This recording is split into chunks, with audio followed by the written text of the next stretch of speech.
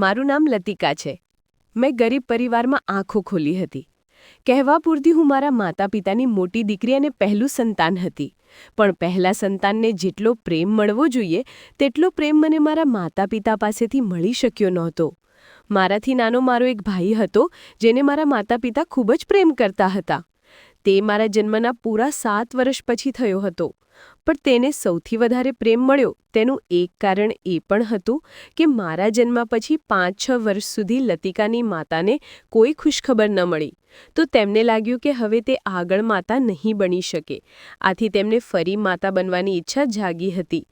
જો કે ગરીબીના સમયમાં તેમનું મારું પાલન પોષણ કરવું ખૂબ જ મુશ્કેલ બની રહ્યું હતું. જ્યારે તેમને 7 વર્ષ પછી દીકરો થયો ત્યારે તેમની ખુશી બમણી થઈ ગઈ હતી.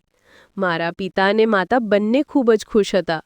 તેમને લાગતું હતું કે આવનારા સમયમાં દીકરો તેમનો સહારો બનશે. જ્યારે દીકરી તો વિદાય થઈને સાસરે જતી રહેશે એટલે દીકરી પાસેથી આશા રાખવી નકામી છે. હું ચૂપ રહેતી હતી. હું મારા માતા પિતાની કોઈ પણ હરકત પર કોઈ પ્રતિક્રિયા આપતી નહોતી. હું જાણતી હતી કે મારા ભાગ્યમાં કદાચ આ જ લખાયેલું છે. હું બાળપણથી જ મારા માતા પિતાને નાના ભાઈનું ખૂબ ધ્યાન રાખતી. પણ તેમણે મારું ક્યારે ધ્યાન રાખ્યું નહોતું. જ્યારે મને ભૂખ લાગતી અને હું ખૂબ જોરથી રડીને અવાજ કરતી ત્યારે મારી માતા મને ખાવાનું આપતી. અને જો હું આખો દિવસ આમ તેમ રમતી રહેતી તો પછી મારી માતાને ક્યારેય મારી કોઈ પરવા નહોતી થતી.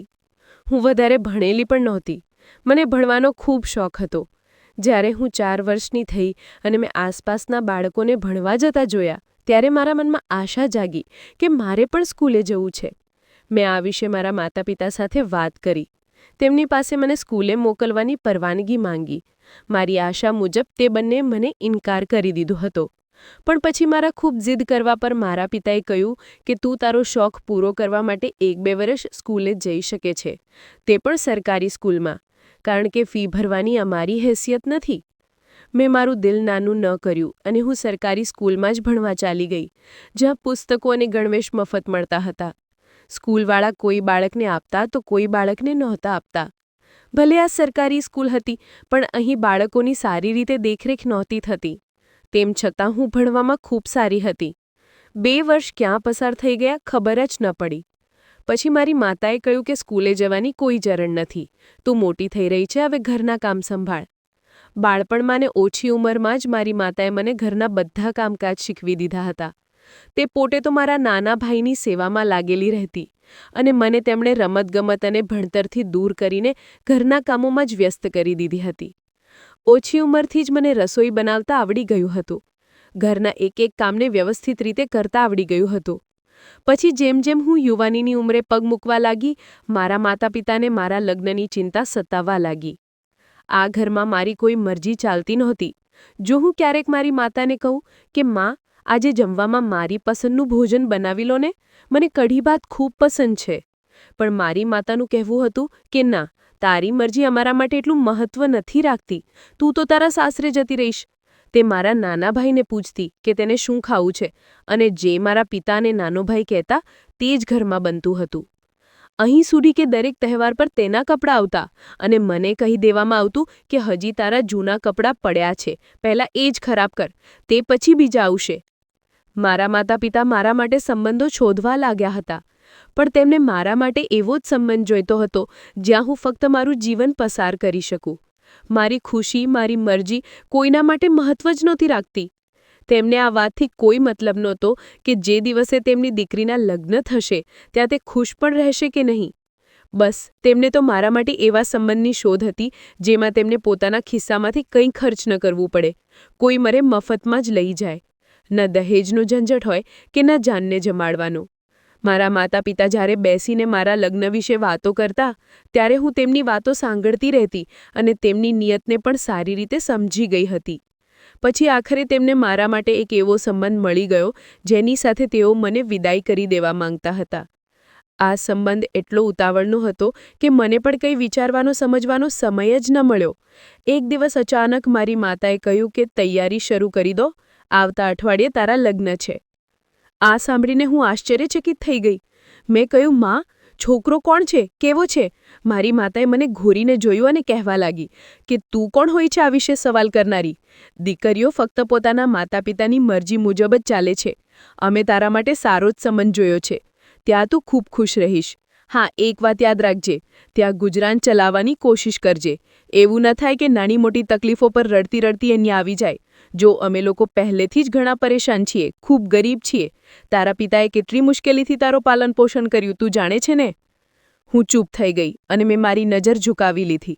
તેમણે કહ્યું કે બસ આ જ રીતે તારા સાસરે પણ તારી આંખો ખુલ્લી રાખજે અને મોં બંધ રાખજે. હું સમજી ગઈ હતી કે તે શું કહેવા માંગે છે. આનાથી આગળ કોઈ પણ સવાલ કરવાની શક્યતા બચી જ નહોતી રહી.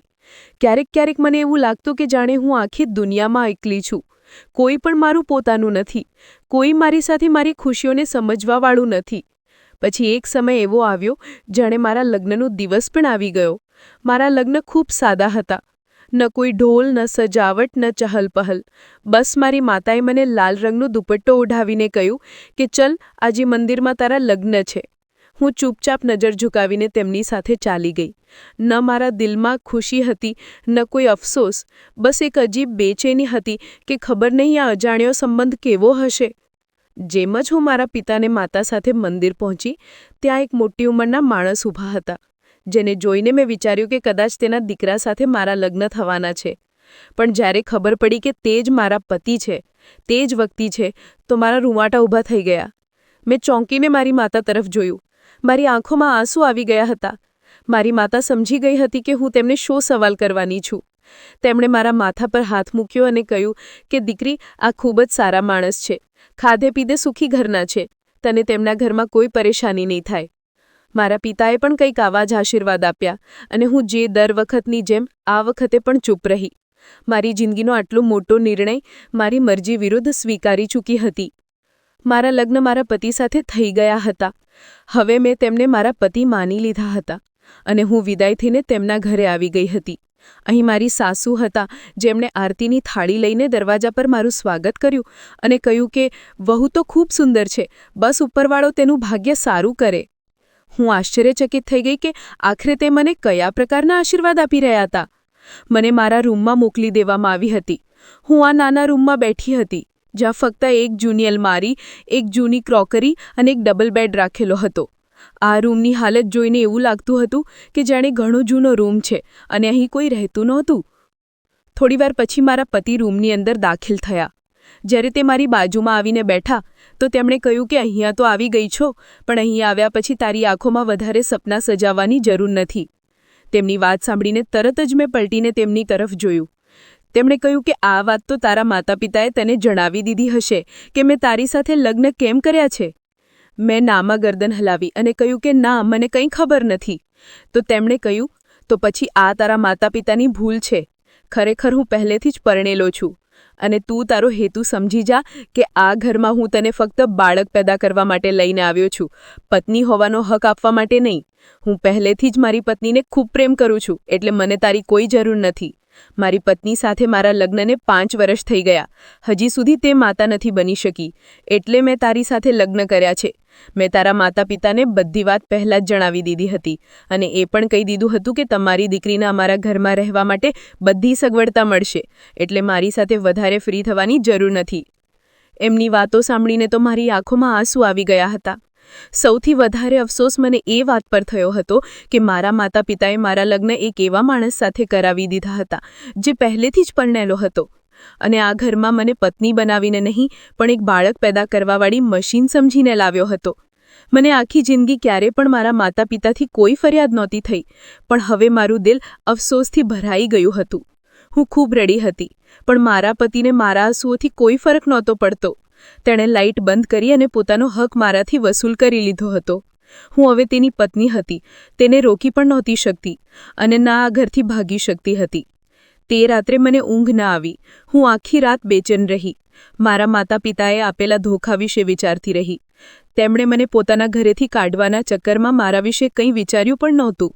પછી મેં મારા દિલને સમજાવ્યું અને કહ્યું કે જેવો પણ હોય, હવે આ માણસ મારો પતિ છે અને હું હવે મારા ઘરેથી વિદાય થઈને આ ઘરમાં આવી ચૂકી છું. મારા માતા પિતાએ મને પહેલેથી જ કહી દીધું હતું કે લગ્ન પછી અહીંયા આવવાની જરૂર નથી. બની શકે તો તારા સાસરે જ ગુજરાન ચલાવવાની કોશિશ કરજે. હવે મારે જેમ તેમ કરીને અહીંયા જ રહેવાનું હતું. હું સવારે વહેલી ઉઠી, નાહી ધોઈને સારી રીતે તૈયાર થઈ ગઈ હતી. મેં મારા હાથમાં લાલ રંગની ભારે ભારે બંગડીઓ પહેરી, લિપસ્ટિક લગાવી અને સવારે વહેલી મારી સાસુના આશીર્વાદ લેવા માટે રૂમમાંથી જેવી બહાર નીકળી તો એક સ્ત્રીએ મારો રસ્તો રોકી લીધો. હું સમજી ન શકી કે આ કોણ છે. હું હજી તેને કંઈક કહેવાની જ હતી કે તેણે મારા મોં પર એક જોરદાર તમાચો મારી દીધો અને કહેવા લાગી કે તારી હિંમત કેમ થઈ આટલું સજવા સવરવાની? તને અહીંયા સજવા સવરવા માટે નથી લાવવામાં આવી. તને તારી હેસિયત ગઈકાલે રાત્રે સારી રીતે ખબર પડી ગઈ હશે કે આખરે તું આ ઘરમાં શેના માટે આવી છે.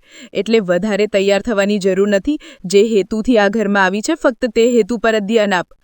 હું તેને કંઈ ન કહી શકી. બસ મારો ગાલ પકડીને ચૂપ રહી. મારી આંખોમાં આંસુ હતા, પણ હું ફાટી આંખે તે સ્ત્રીને જોઈ રહી હતી. તે પોતાની વાત કહીને ગુસ્સાથી ચાલતી ચાલતી ત્યાંથી જતી રહી હતી અને હું હજી પણ ત્યાં ઊભી રહી ગઈ હતી.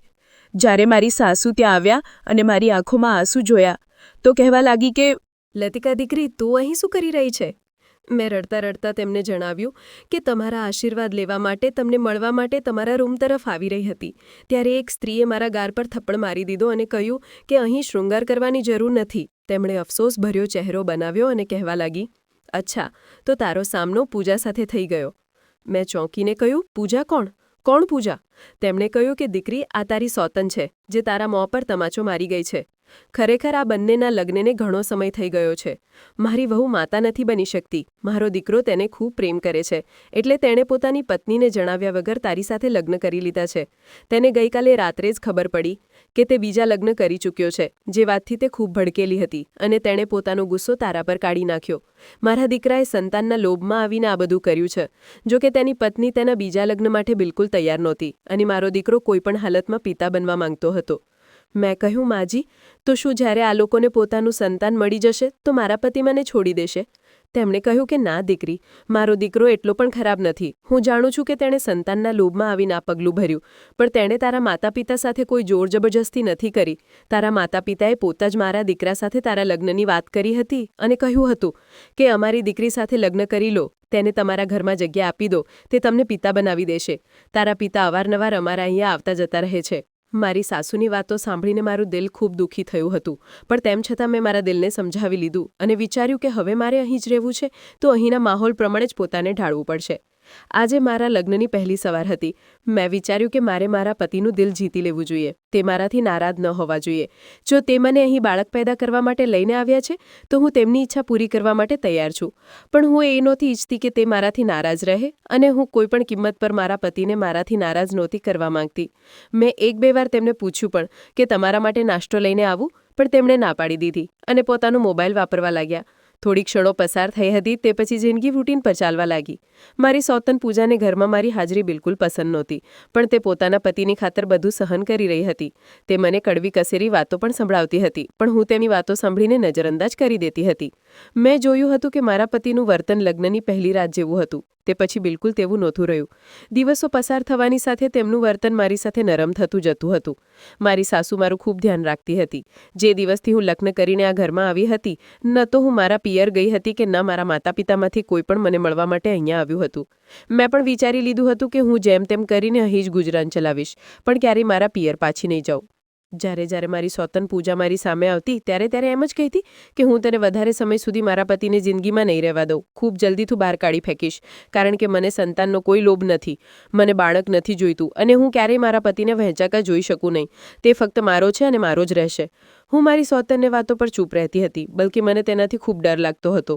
એક દિવસ જ્યારે રાતના સમયે મારા પતિ મારી સાથે રૂમમાં હાજર હતા, તે પહેલીવાર મારા માટે આઈસ્ક્રીમ લઈને આવ્યા હતા. મને ખુશી થઈ હતી કે હવે તેમને ધીમે ધીમે મારી ફિકર થવા લાગી છે. પહેલાં તે વધારે કંઈ જાહેર નહોતા કરતા. હું તેમની આપેલી આઈસ્ક્રીમ તેમની સાથે બેસીને ખાઈ રહી હતી જ્યારે રૂમના દરવાજા પર જોરથી ખખડાવાનો અવાજ થયો. મારા પતિએ જેવો દરવાજો ખોલ્યો તો તે તેમને ધક્કો મારીને મારી તરફ ધસી આવી અને પતિ તરફ જોઈને કહેવા લાગી કે તમારી હિંમત કેમ થઈ આના માટે આઈસ્ક્રીમ લાવવાની? આવવાની. તમે આને અહીં બાળક પેદા કરવા માટે લાવ્યા છો કે તેના શોખ પૂરા કરવા માટે? તેમણે કહ્યું કે ચૂપ થઈ જા પૂજા, મારા લગ્ન તારી સાથે પણ થયા છે અને આ છોકરી સાથે પણ થયા છે. તેનું ધ્યાન રાખવું મારો ધર્મ છે. પતિની વાતો પર તે ચૂપ થઈ ગઈ હતી. જ્યારે બધું શાંત થઈ ગયું તો મારા પતિ રૂમમાંથી નીકળી ગયા, પણ પૂજા મારી પાસે આવી અને કહેવા લાગી કે તે સારું નથી કર્યું. મારા પતિ સાથે લગ્ન કરીને તું મારો હક માની રહી છે. મારો પતિ જે ગઈકાલ સુધી મારો હતો હવે તારો દીવાનો થવા લાગ્યો છે. તને આ બધું ખૂબ ભારે પડશે.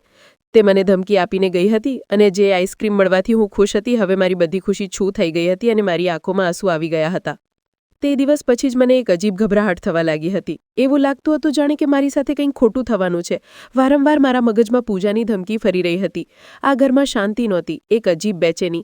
મેં ઘણીવાર હિંમત કરીને મારી માતા સાથે વાતચીત કરવાની કોશિશ કરી. ભલે તેમણે મારી સાથે આ બધું કર્યું હતું પણ હતી તો તે મારી માતા જ, અને મને તે લોકોની યાદ આવી રહી હતી. પણ હું એ વિચારીને અટકી ગઈ હતી કે જેમ મને તેમની યાદ આવી રહી છે તેમ તેમને મારી યાદ કેમ ન આવી? મારા દિલના હાલચાલ જાણવાવાળું કોઈ પણ નહોતું હાલતું. એક દિવસ હું ઘરના બધા કામમાંથી પરવારીને મારા રૂમમાં બેઠી હતી. જ્યારે અચાનક રૂમનો દરવાજો ખુલ્યો. મેં ચોંકીને દરવાજા તરફ જોયું તો હું મારી જગ્યાએથી દંગ રહી ગઈ હતી. હું ગભરાઈને મારી જગ્યાએથી ઊભી થઈ ગઈ હતી કારણ કે સામે જ મારી સોતન અને તેની સાથે બે અજાણ્યા માણસો ઊભા હતા. પણ રાતના આ સમયે મારા રૂમમાં તેમનું શું કામ હતું? તે મને જોતા જોતા કહેવા લાગ્યા કે જો અવાજ કરીશ તો તેને ખૂબ ભારે પડશે અને જો ચૂપચાપ બધું સહન કરીશ તો તેને તકલીફ પણ નહીં થાય. મારી સોતન કહેવા લાગી કે જો તે અવાજ કરવાની કોશિશ કરી તો તને જે તકલીફ મળશે એની જવાબદાર તું પોતે જ હોઈશ. આ કહેતાની જ તેણે બંને માણસોને ઇશારો કર્યો હતો. તે બંને દરિંદા મારી તરફ વધ્યા હતા. હું ચીસ પાડીને મારી જગ્યાએથી ઊભી થઈ ગઈ હતી. મેં ચીસો પાડીને પૂજાને કહ્યું કે તારું દિમાગ ખરાબ થઈ ગયું છે કે શું? તું આ શું કરી રહી છે? તે બંને મને પકડી લીધી હતી.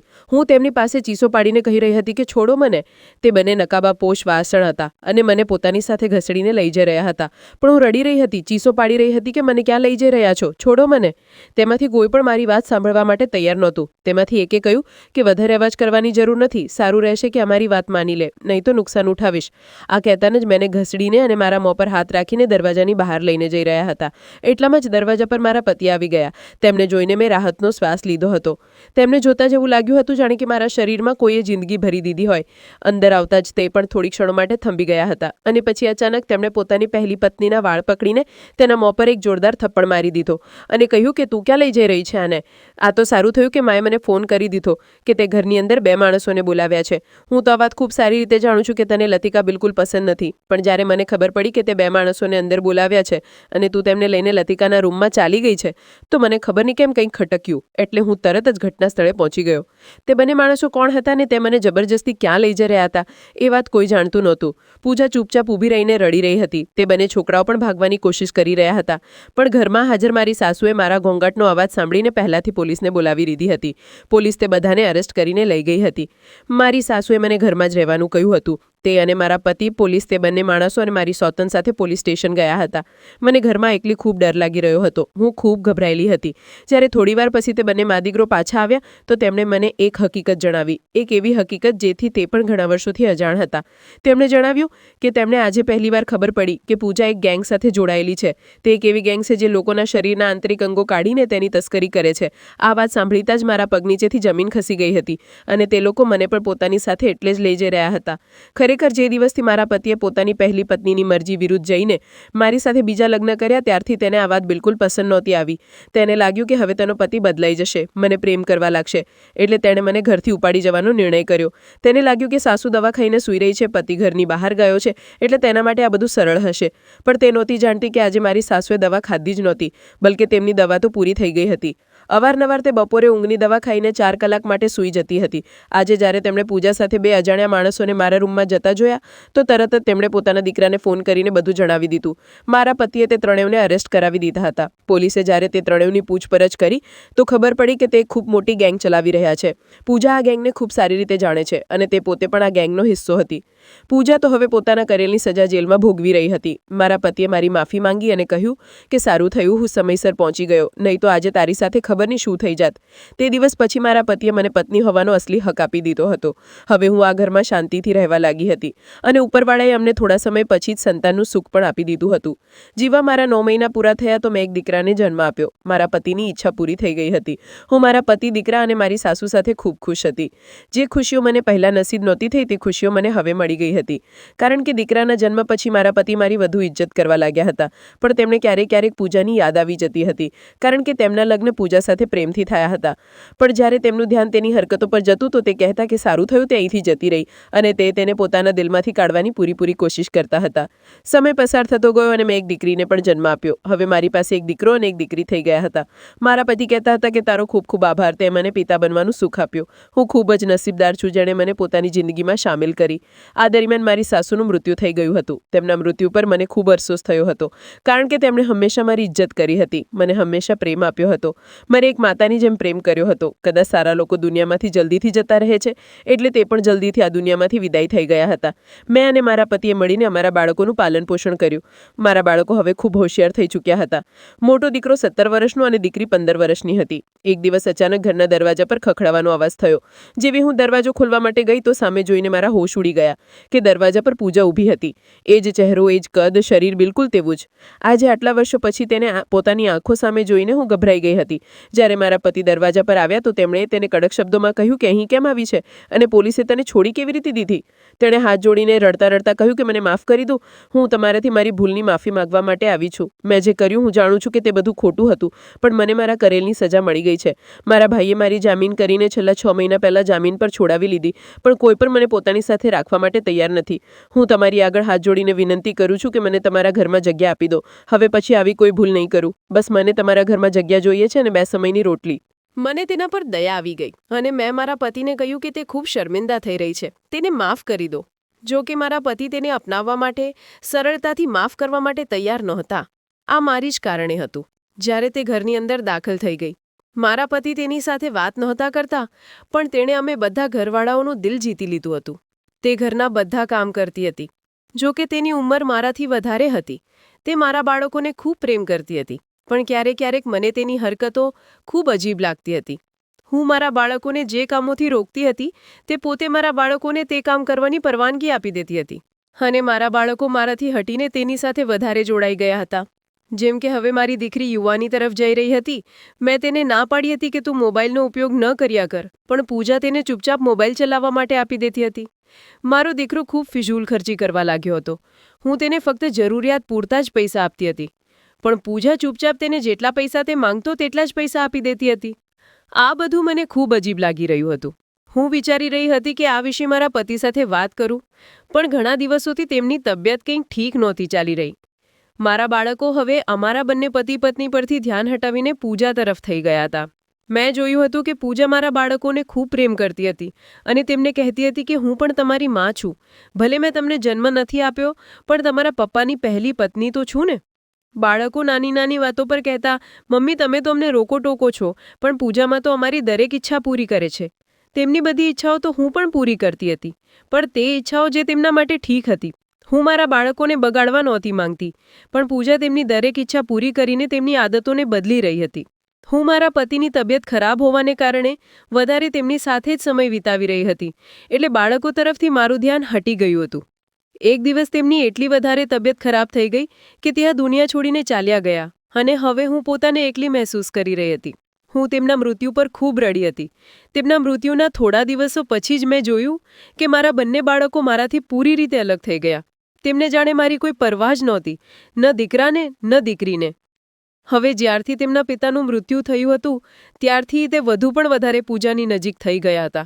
મેં જોયું હતું કે જે પૂજા અમારી સામે હાથ જોડીને રડતા રડતા આ ઘરમાં દાખલ થઈ હતી, તેણે કહ્યું હતું કે મને ફક્ત અહીં રહેવા માટે જગ્યા અને 2 સમયની રોટલી જોઈએ છે, પણ હવે તેણે મારા પતિના મૃત્યુનો પૂરો ફાયદો ઉઠાવ્યો હતો.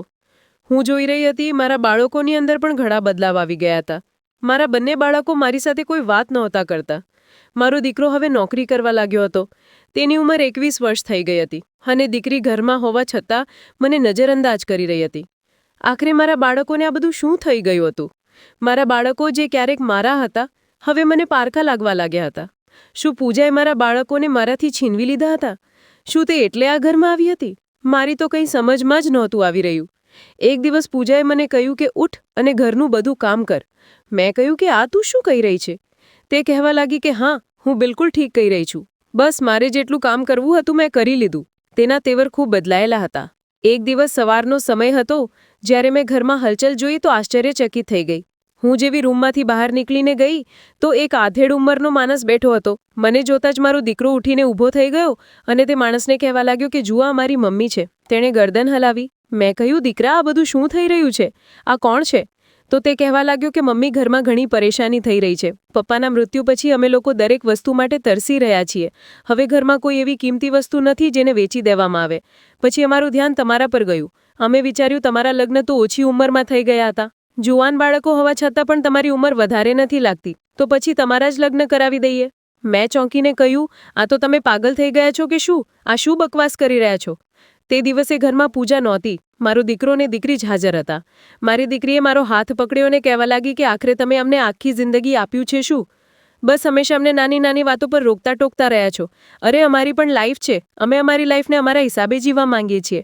બસ હવે અમે નિર્ણય કરી લીધો છે કે અમે તમારા લગ્ન આ અંકલ સાથે કરાવી દઈશું. અને તમને ખબર છે, તેમણે અમને પૂરા આટલા લાખ રૂપિયા આપવાનું વચન આપ્યું છે. તમારા તેમની સાથે લગ્ન થઈ જાય તો અમને લાખો રૂપિયા મળશે અને એ લાખો રૂપિયાથી અમારી ઘણી પરેશાનીઓ હલ થઈ જશે. તેમ પણ જ્યારથી પપ્પાનું મૃત્યુ થયું છે ત્યારથી અમે લોકો તો 1 રૂપિયા માટે પણ તરસી ગયા છીએ. મેં કહ્યું, તમને લોકોને શરમ નથી આવતી? તમારી માને થોડા લાખ રૂપિયા માટે વેચી રહ્યા છો. તેમણે કહ્યું કે કોઈ વાત નહીં.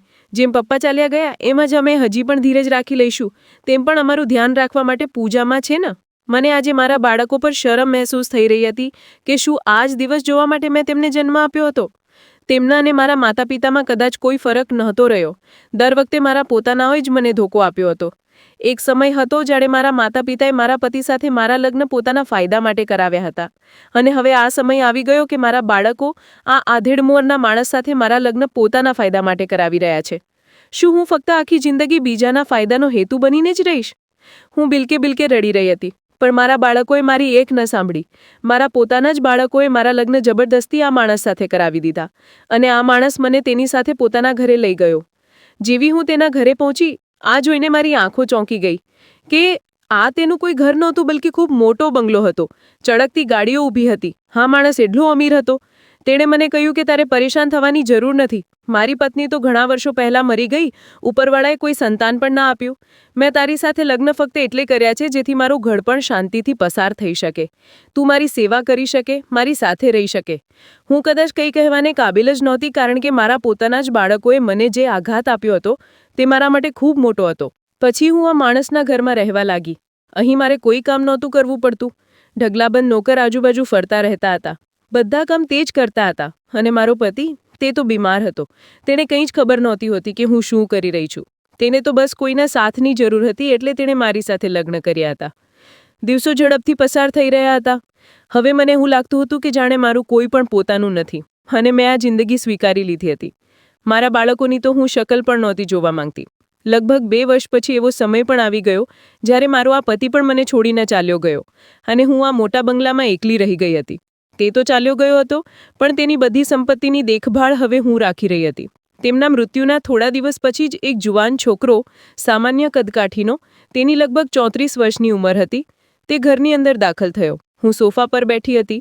તે મારી સામે બેસી ગયો. બધા નોકર તેને જોઈને સીધા ઊભા થઈ ગયા. મેં કહ્યું કે તું કોણ છે? તેણે કહ્યું કે હું તમારા પતિનો નાનો ભાઈ છું. હું અમેરિકામાં રહું છું. ભાઈનું મૃત્યુ અચાનક થયું. મારા માટે અમેરિકામાંથી અહીંયા આવવાનું શક્ય નહોતું, એટલે મારે હવે અહીંયા આવવું પડ્યું. મને અફસોસ છે કે મારા ભાઈએ આ દુનિયા છોડીને ચાલ્યા ગયા. તેમના મૃત્યુને 1 અઠવાડિયું થઈ ગયું અને હું અહીં મોડો પહોંચ્યો. હું અંતિમ સમયે તેમને મળવા માંગતો હતો, તેમને જોવા માંગતો હતો. કદાચ મારા નસીબમાં આ બધું નહોતું. પણ પછી મને ખબર પડી કે મારા ભાઈએ તમારી સાથે લગ્ન કરી લીધા હતા. પછી મને વધુ રસ પડ્યો કે મારે તમને મળવું જોઈએ. તેમ તો મને અહીંયા આવ્યાને 3 દિવસ વીતી ગયા, પણ હું તમને મળવા માટે હમણાં આવ્યો છું. તમે અહીં આખા ઘરમાં એકલા રહી રહ્યા છો. મારા ભાઈની બધી સંપત્તિ પણ તમારી થઈ ગઈ. તે વાતો કરતો રહ્યો, પણ હું તેની વાતો પર ચૂપ રહી. પછી તેણે આગલી વાત એવી કહી જેણે મારા હોશ ઉડાવી દીધા હતા. તેણે કહ્યું કે હું તમારી સાથે લગ્ન કરવા માંગુ છું. આ શબ્દ સાંભળીને હું ચોંકી ગઈ. મેં કહ્યું, લગ્ન? તેણે કહ્યું કે જી, હું તમને મારું નામ આપવા માંગુ છું. હું મનોમન વિચારવા લાગી કે આ મારી સાથે શું થઈ રહ્યું છે. મારી જિંદગીમાં લગ્નનું નામ લગ્ન નહીં બલ્કि એક મજાક બનીને રહી ગયું છે. આ છોકરો મને લગ્ન કરવા માટે કહી રહ્યો છે. જો કે ઉંમરમાં મારાથી ઘણો નાનો હતો. હું તેની સાથે લગ્ન કેવી રીતે કરી શકતી હતી? પણ પછી બીજી તરફ વિચારું તો એવું પણ લાગતું હતું કે મારે તેની સાથે લગ્ન કરી લેવા જોઈએ. તેમ પણ મારી આગળ પાછળ કોઈ પણ નથી. આ તો જુવાન છે, મારું ધ્યાન રાખશે, મારો સાથી બનશે, તો કદાચ મને કોઈની જરૂર નહીં હોય. હું તેની સાથે લગ્ન તો નહોતી કરવા માંગતી, પણ તે ખૂબ જિદ કરવા લાગ્યો અને કહેવા લાગ્યો કે હું મારા ભાઈની પત્ની એટલે કે તમારી જવાબદારી ઉઠાવવા માંગુ છું. હું ઈચ્છું છું કે મારા ભાઈના આત્માને શાંતિ મળે. તમે એકવાર હા કરી દો. તમારી પાસે વિચારવા માટે પૂરા 15 દિવસનો સમય છે. આવતા મહિનાની 7 તારીખે તમારી સાથે લગ્ન કરીશ અને તમારો જવાબ હામાં જ હોવો જોઈએ, નહીં તો તમારું ખૂબ મોટું નુકસાન થઈ જશે. તેના આખરી શબ્દો મને ડરાવી દેનારા હતા. મારું નુકસાન થઈ જશે? મારી જિંદગી તો શરૂઆતથી જ નુકસાનમાં ચાલતી આવી હતી. જ્યાં શાંતિ આવે છે, જિંદગી વળાંક લઈ લે છે. સમય પસાર થતો ગયો અને આવતા મહિનાની 7 તારીખ તર આવી ગઈ હતી. જ્યારે તે છોકરો મારી સાથે લગ્ન કરવા માટે આવી ગયો, હું મારા રૂમમાં બેઠી હતી. જ્યારે નોકરાણી મારી પાસે આવીને કહેવા લાગી કે માલકીન, બધી તૈયારીઓ થઈ ગઈ છે, બસ નીચે તમારા આવવાની રાહ જોવામાં આવી રહી છે. હું પોતાને અરીસામાં જોઈ રહી હતી કે બાળપણથી લઈને અત્યાર સુધી મારી સાથે કેટલા અકસ્માતો થઈ ચૂક્યા છે. હવે ખબર નહીં આગળ શું થવાનું હતું. હું જેવી નીચે પહોંચી, નીચે લગ્નના બધા ઇંતજામ થઈ ગયા હતા. તે છોકરો પણ આવ્યો હતો, જે મારો પતિ બનવા જઈ રહ્યો હતો. હજી હું તેની સાથે અગ્નિની સામે જ બેઠી હતી કે પંડિતજીએ મંત્રો વાંચવાનું શરૂ કરી દીધું હતું. એટલામાં જ મારા બંને બાળકો અને મારી સૌતન આવી ગયા. મારો દીકરો આગળ વધીને કહ્યું કે મમ્મી, તમે પાગલ થઈ ગયા છો કે શું? તમે ફરીથી લગ્ન કરવા જઈ રહ્યા છો? આ પહેલાં હું કંઈ બોલું તે છોકરો રિષભ બોલી પડ્યો અને કહેવા લાગ્યો કે કેમ? જ્યારે તમે લોકો તમારી માતાના બીજા લગ્ન કરાવી શકો છો, તો શું હું તમારી માતા સાથે ત્રીજા લગ્ન ન કરી શકું? મારો દીકરો આ વાત સાંભળીને અચાનક ચૂપ થઈ ગયો. મેં કહ્યું, આખરે તમને લોકોને કેવી રીતે ખબર પડી ગઈ કે હું લગ્ન કરવા જઈ રહી છું? કેમ આવ્યા છો અહીં? મારી દીકરી ઝડપથી મારી પાસે આવી. તેણે મારા ખભા પકડ્યા અને કહેવા લાગી કે મમ્મી, અમે તમારી સાથે અહીં રહેવા આવ્યા છીએ. 2 વર્ષ તમારા વિના ખૂબ મુશ્કેલીથી પસાર થયા. અમે તમારા વિના ન રહી શકીએ. પૂજા પણ કંઈક આવું જ કહી રહી હતી. તેણે મારી સામે હાથ જોડ્યાને કહેવા લાગી કે લતિકા, તારી માફી માંગુ છું. તારા બાળકોથી જે ભૂલ થઈ તેના માટે અને મેં તેમને ન રોક્યા તેના માટે પણ. તું ફરીથી લગ્ન કરીને તારી જિંદગી બરબાદ ન કર. અમે બધા લોકો એક સાથે રહીશું અહીં તારા આ ઘરમાં. ત્યારે રિષભ કહેવા લાગ્યો કે કોનું ઘર? કેવું ઘર? આ ઘર મારું છે, મારા ભાઈનું છે ને હું મારી ભાભી સાથે લગ્ન એટલે કરી રહ્યો છું જેથી મારી ભાભી આ ઘરમાં મારી સાથે રહી શકે. આ વાત સાંભળીને અચાનક તે બધાના ચહેરા પીળા પડી ગયા. હું સમજી નહોતી શકતી કે આ છોકરો મારી સાથે આટલી હમદર્દી કેમ કરી રહ્યો છે. રિષભ મંડપમાંથી ઉઠ્યો અને તેણે પંડિતજીને ચૂપ રહેવાનું કહ્યું. તેણે એક નોકરાણીને અવાજ લગાવીને એક પેનડ્રાઈવ એને આપી જેથી તે સામે લાગેલા LCD પર તેને ચલાવી શકે. હું અને ત્યાં ઊભેલા બધા લોકો આ દ્રશ્ય ચૂપચાપ જોઈ રહ્યા હતા. જેવો વિડીયો ઓન થયો, મારા તો પગ નીચે જમીન ખસી જવા તૈયાર હતી. જેમાં મારા બંને બાળકો વાતો કરી રહ્યા હતા. મારી દીકરી કહી રહી હતી કે તે વૃદ્ધ માણસ તો મરી ચૂક્યો છે, તેનું બધું મમ્મીનું થયું. મમ્મી તે ઘર પર એકલી હક જમાવીને બેઠી હશે. અમે ત્યાં જઈશું અને તેમને કહીશું કે અમે તમારી સાથે રહેવા માંગીએ છીએ. અમે તેમની સાથે રહીશું અને તેમના પતિની બધી સંપત્તિ પોતાના નામ પર કરાવી લઈશું. પછી મમ્મીને કરી દઈશું પૂજા માના હવાલે. પછી પૂજામાં તેમનું શું કરશે તે તો અમે ખૂબ સારી રીતે જાણીએ છીએ. પછી કેમેરાએ પૂજા તરફ વળ્યો, જેમાં તે ખુરશી પર બેઠી હતી અને હસતા હસતા કહેવા લાગી કે હા, મારી તો આ સ્ત્રી સાથે ખૂબ જૂની દુશ્મની છે. હું મારા પતિને ખૂબ પ્રેમ કરતી હતી, પણ મારો પતિ સંતાનના લોભમાં આને લગ્ન કરીને ઘરે લઈ આવ્યો. બસ ત્યારથી જ મારી આ દુશ્મન બની ગઈ. પણ અફસોસ કે તે સમયે હું આનાથી મારો બદલો ન લઈ શકી. તમારા બાપે તેને બચાવી લીધી હતી અને મને જેલ પહોંચાડી દીધી. પણ તે મને સામાન્ય વસ્તુ સમજી રહ્યો હતો. થોડા જ દિવસો પછી મારા જાણ પહેચાનવાળા લોકોએ મને જેલમાંથી છોડાવી દીધી અને પછી મેં પ્લાન બનાવ્યો તમારા લોકોના ઘરે આવવાનો, લતિકાને ફરીથી મજા ચખાડવાનો.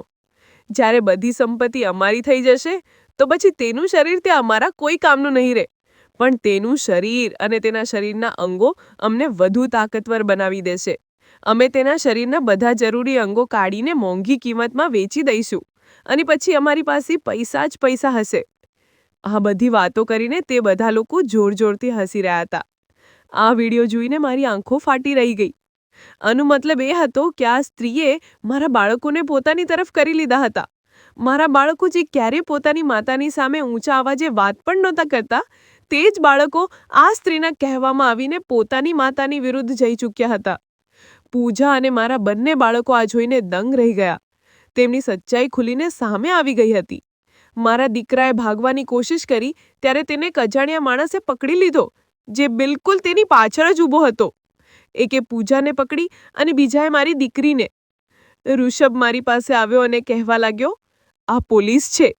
પહેલાં તો તમારી સૌતન જેલમાંથી છૂટી ગઈ, પણ હવે તેને ખૂબ મોટી સજા મળશે. તેણે જણાવ્યું કે તે અમેરિકામાં રહેતો હતો. જ્યારે તેને પોતાના ભાઈના મૃત્યુની ખબર મળી અને સાથે સાથે એ પણ ખબર પડી કે તેના ભાઈએ બીજા લગ્ન કરી લીધા છે, તો તેણે અહીં આવતા પહેલાં પોતાના માણસોને કામ પર લગાવી દીધા મારો બેકગ્રાઉન્ડ જાણવા માટે, કે હું કેવી છું, શું કરું છું અને હું કોણ હતી. તેના માણસોએ મારી બધી જાણકારી કાઢીને ઋષભને આપી દીધી અને જણાવ્યું કે કઈ રીતે મારા બાળકો મારા વિરુદ્ધ થયા અને તેમણે તેના ભાઈને મને લાખો રૂપિયામાં વેચી દીધી. ઋષભના જ માણસોએ પૂરી પ્લાનિંગ સાથે પૂજા, મારા દીકરા અને મારી દીકરીનો પીછો કર્યો. તેમને જ્યાંથી પણ જેવો પણ પુરાવો મળ્યો તેમણે ઋષભને મોકલી દેતો. આ એક મહત્વનો અને જરૂરી પુરાવો હતો જે ઋષભ મને દેખાડવા માંગતો હતો. અને તેને એ પણ ખબર હતી કે આ લોકો લગ્નના સમાચાર સાંભળીને મારા લગ્ન રોકાવા માટે જરૂર આવશે અને ત્યારે જ આ લોકોને ઘટના સ્થળે પકડવામાં આવશે. આ બધું સાંભળીને મારા પગ નીચેથી જમીન ખસી ગઈ હતી. હું ધીમે ધીમે ચાલતી ચાલતી મારી સૌતનની નજીક ગઈ. મેં તેના મોં પર એક જોરદાર થપ્પડ મારી દીધો અને કહ્યું કે તને શરમ ના આવી આ બધું કરતા? તને કદાચ ઉપરવાળાએ એટલે જ સંતાનહીન રાખી કારણ કે તું બીજાના ખોળા ઉજાડવામાં માહિર છે. તે ત્યાંથી ભાગવાની કોશિશ કરી રહી હતી, પણ હવે તેનું ભાગવું શક્ય ન હતું. ઋષભ વિશે પણ બધી સચ્ચાઈ ખબર પડી કે તે પહેલેથી પરણેલો છે. તે મારી સાથે લગ્ન નહોતો કરવા માંગતો. તે તો પોતાના ભાઈની પત્નીને બચાવવા માટે અને બધું સત્ય મારી સામે લાવવા માટે અહીં આવ્યો હતો. તે એક સારો, ઈમાનદાર માણસ હતો. તે જાણતો હતો કે મારું આ દુનિયામાં કોઈ નથી, કોઈ મારી મદદ ન કરી શકે, એટલે તે આગળ વધ્યો અને તેણે આ બધું નાટક રચ્યું હતું. તે ત્રણેયને તો પોલીસ પકડીને લઈ જઈ ચૂકી હતી. પૂજા પર તો હવે લાંબો કેસ ચાલવાનો હતો, કારણ કે તે એક એવી ગેંગ સાથે જોડાયેલી હતી જે આ જ કામ કરતી હતી અને ખબર નહીં ક્યારથી આ કામને અંજામ આપતી આવી રહી હતી. પણ મને મારી દીકરીની ચિંતા હતી. તે છોકરી હતી અને હું નહોતી ઈચ્છતી કે તે જેલમાં પોતાની જિંદગી વિતાવે. પણ પછી જ્યારે મને ખ્યાલ આવ્યો કે દીકરીએ પણ તો પોતાની માતા વિશે ન વિચાર્યું, તે પણ તો લાલચી થઈ ગઈ હતી, મેં તેને તેના હાલ પર છોડી દીધી. મને મારા બાળકોથી કોઈ હમદર્દી ના રહી. ઋષભ અને હું બીજા દિવસે પોલીસ સ્ટેશન ગયા. ત્યાં જઈને અમને પૂજાની હકીકત ખબર પડી. ખરેખર પૂજા એક નાના મોટા ડૉક્ટરની દીકરી હતી. એક સમયે તેને ખબર પડી કે તેના પિતાને પોલીસે અરેસ્ટ કરી લીધા.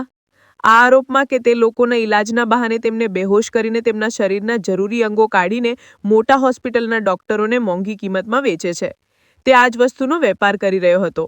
બલકે તે નહીં, અને જેવા અહીંયા ઘણા બધા ડૉક્ટરો તેની સાથે જોડાયેલા હતા. જ્યારે તેના પિતાનું ભાંડું ફૂટી ગયું અને તેમને પોલીસે પકડી લીધા, ત્યારે પૂજાને પોતાના પિતાની હકીકત ખબર પડી હતી. પણ તેના પિતાના જેલ જયા પછી તે લોકો જે આ કામ સાથે જોડાયેલા હતા તેમણે પૂજાને હેરાન કરવાનું શરૂ કરી દીધું અને કહ્યું કે તું પણ તો તે ડૉક્ટરની દીકરી છે. આ કામની શરૂઆત તારા પિતાએ જ કરી હતી. તારે પણ આ કામ કરવું પડશે. તારે તારા પિતાની જગ્યાએ ક્લિનિક ખોલીને કોઈ પણ રીતે લોકોના જરૂરી અંગો કાઢીને અમને આપવા પડશે. આ વસ્તુથી તું પણ ખૂબ પૈસા કમાઈ શકે છે અને અમારું પણ કામ થઈ જશે. જો તે આ કામ ન કર્યું તો અમે તને જાનથી મારી દઈશું. તે ખરાબ રીતે ડરી ગઈ હતી. પહેલાં તો તેણે ધીમે ધીમે આ કામ ડરતા ડરતા કર્યું, પણ પછી આ કામ જ્યારે તેની આદત બની ગયું તો તે આ બધું પોતાના લગ્ન પછી પણ કરતી રહી. ડૉક્ટર બનીને નહીં, બલકે લોકો સાથે મેળજોળ વધારીને તેમને બહાનેથી પોતાની સાથે તે લોકો સુધી પહોંચાડી દેતી જે આ કામ કરી રહ્યા હતા, જેમાં તેને પણ પૈસા મળતા હતા. અને જ્યારે તે મારી સાથે આ બધું કરવા જઈ રહી હતી ત્યારે મારા પતિએ તેને પોલીસના હવાલે કરી દીધી અને તેની બધી સચ્ચાઈ અમારા લોકોની સામે આવી ગઈ હતી. પણ જ્યારે તે જેલ ગઈ તો તેના જ કેટલાક લોકોએ તેને જામીન પર છોડાવી લીધી. તે જેમ તેમ કરીને જેલમાંથી આઝાદ થઈને પાછી હવે અમારા ઘરે આવી તો તેણે મને, મારા બાળકોને બહેકાવવામાં લઈ લીધા હતા કે મારાથી બદલો લઈ શકે. તેને લાગતું હતું કે મારા પતિની સામે તેની હકીકત મારા કારણે ખુલી હતી. હવે જ્યારે પોલીસે તેને અરેસ્ટ કરી લીધી તો તેણે પોતાની જિંદગીની બધી કહાની સંભળાવી દીધી હતી. તેણે તે લોકોના પણ નામ મૂકી દીધા જે તેની ગેંગ સાથે જોડાયેલા હતા. હોસ્પિટલના ઘણા બધા ડોક્ટરો અને નાના મોટા એવા કિડનેપર લોકો જે લોકોને કિડનેપ કરીને આ કામને અંજામ આપી રહ્યા હતા. આ એક બહુ જ મોટી ગેંગ હતી. આમાં લગભગ 17થી 20 લોકો સામેલ હતા અને તેઓ ચૂપચાપ આ કામને અંજામ આપીને ખૂબ બધા પૈસા કમાઈ રહ્યા હતા અને ખબર નહીં કેટલા બધા લોકોના મહત્વપૂર્ણ અંગો કાઢીને વેચી ચૂક્યા હતા. તે બધાને અરેસ્ટ કરી લેવામાં આવ્યા અને આ રીતે હકીકત સામે આવી અને એક મોટી ગેંગનું ભાંડું ફૂટી ગયું. પોલીસે તે બધા લોકોને કડકમાં કડક સજા અપાઈ હતી. મારો દીકરો પૂજા અને તેની ગેંગના બધા લોકો આગળ પોતાના કરેલાની સજા કાપી રહ્યા છે. હું ઋષભની આભારી છું, જેનાથી મારો કોઈ સંબંધ ન હતો, તેમ છતાં તેણે મારી મદદ કરી અને તેણે કહ્યું કે હવે આ ઘર તમારું છે.